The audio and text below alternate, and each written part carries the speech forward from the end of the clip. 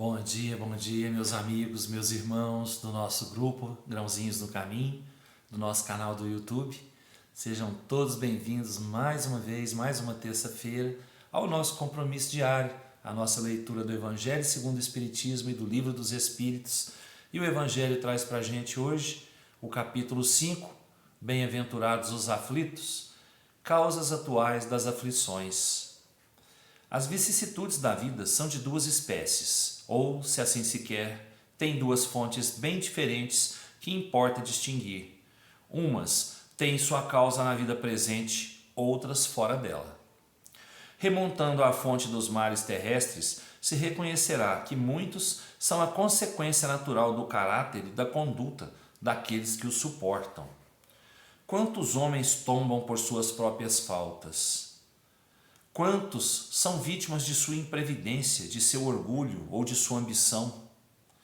E quantas pessoas arruinadas por falta de ordem, de perseverança, por má conduta e por não terem limitado seus desejos? Quantas uniões infelizes porque são de interesse calculado ou de vaidade, com as quais o coração nada tem? Quantas dissensões e querelas funestas se teria podido evitar com mais moderação e menos suscetibilidade? Quantos males e enfermidades são a consequência da intemperança e dos excessos de todos os gêneros? Quantos pais são infelizes com seus filhos porque não combateram suas más tendências no princípio? Por fraqueza ou indiferença, deixaram-se desenvolver neles os germes do orgulho, do egoísmo e da tola vaidade que secam o coração. Depois, mais tarde, recolhendo o que semearam, se espantam e se afligem pela sua falta de respeito e ingratidão. Que todos aqueles que são atingidos no coração pelas vicissitudes e decepções da vida interroguem friamente sua consciência, que remontem progressivamente à fonte dos males que os afligem e verão se o mais frequentemente não podem dizer: se eu tivesse ou não tivesse feito tal coisa, eu não estaria em tal situação. A quem, pois, culpar de todas as suas aflições, senão a si mesmo? O homem é assim, num grande número de casos, o artífice dos seus próprios infortúnios, mas ao invés de o reconhecer, ele acha mais simples, menos humilhante para a sua vaidade acusar a sorte, a providência, a chance desfavorável, sua má estrela, enquanto que sua má estrela está na sua incúria. Os males dessa natureza formam seguramente um notável contingente nas vicissitudes da vida. O homem os evitará quando trabalhar para seu aprimoramento moral, tanto quanto para o seu aprimoramento intelectual. Pois bem, o homem tem a mania de acusar o azar, a sua má sorte, a providência divina até, pelo que passa na terra, pelas vicissitudes que suporta na terra, os males que tem que viver, sendo que na grande maioria das vezes ele é o próprio responsável por tudo que vive. Pelo seu orgulho, pela sua vaidade, pelo seu egoísmo, pela falta de cuidado com si mesmo, Então, antes de acusar qualquer que seja,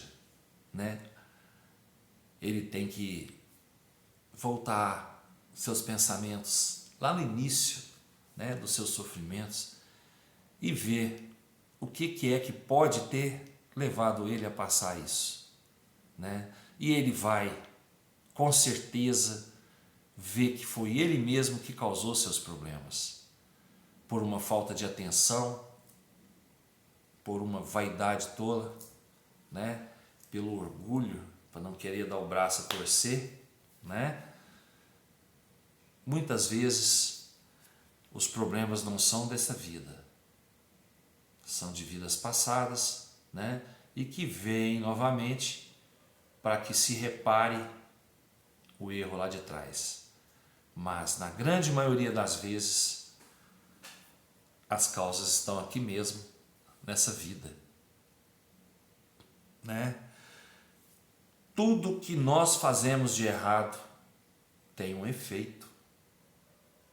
Tem um efeito. E esse efeito é onde a gente não reconhece que nós somos os causadores dele. Fazemos errado, sabemos que fazemos errado e continuamos fazendo. Aí é que está. Aí na hora do efeito vir, porque toda causa tem um efeito, na hora do efeito vir, a gente vai acusar outra coisa, né? Ah, foi meu colega ali que fez isso aqui, que acabou me prejudicando aqui, né? Deus não olhou por mim. Tudo isso, e nós mesmos somos os culpados dos nossos sofrimentos. Vamos pensar um pouquinho antes de abrir a boca, ou antes de ter mesmo um pensamento, né, acusando a má sorte, acusando o próprio Deus, a providência divina, né, acusando um amigo pelo nosso sofrimento atual.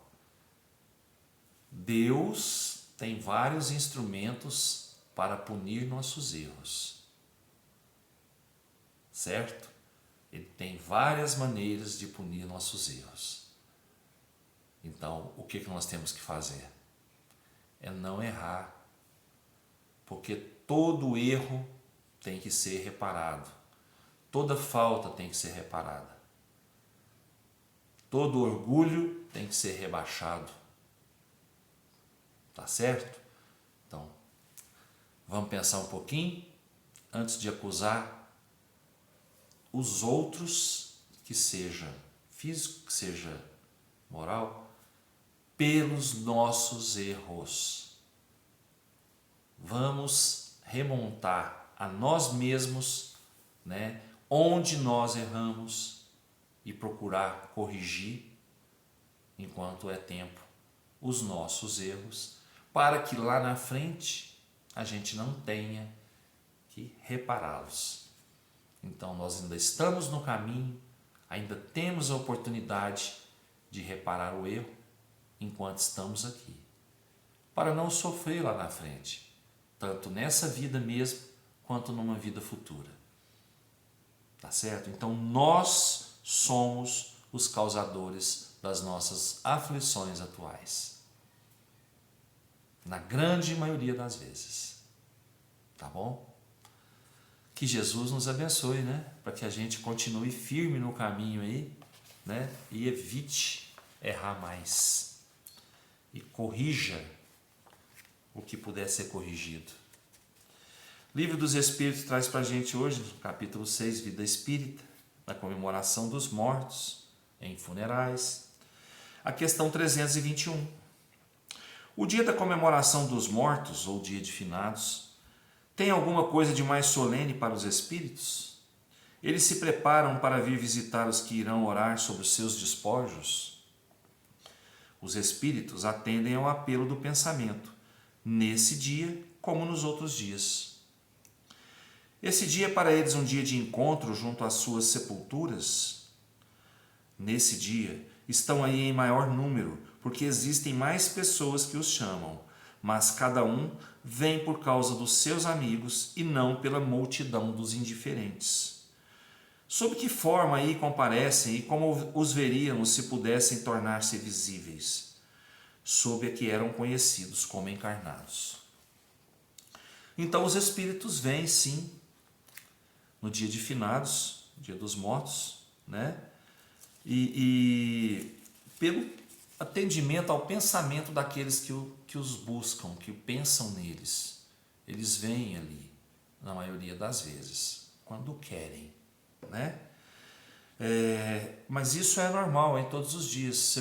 Hoje não é dia de finados, eu estou pensando em um espírito desencarnado que era caro a mim, né? E esse espírito, sinceramente, ele pode se aproximar de mim, né?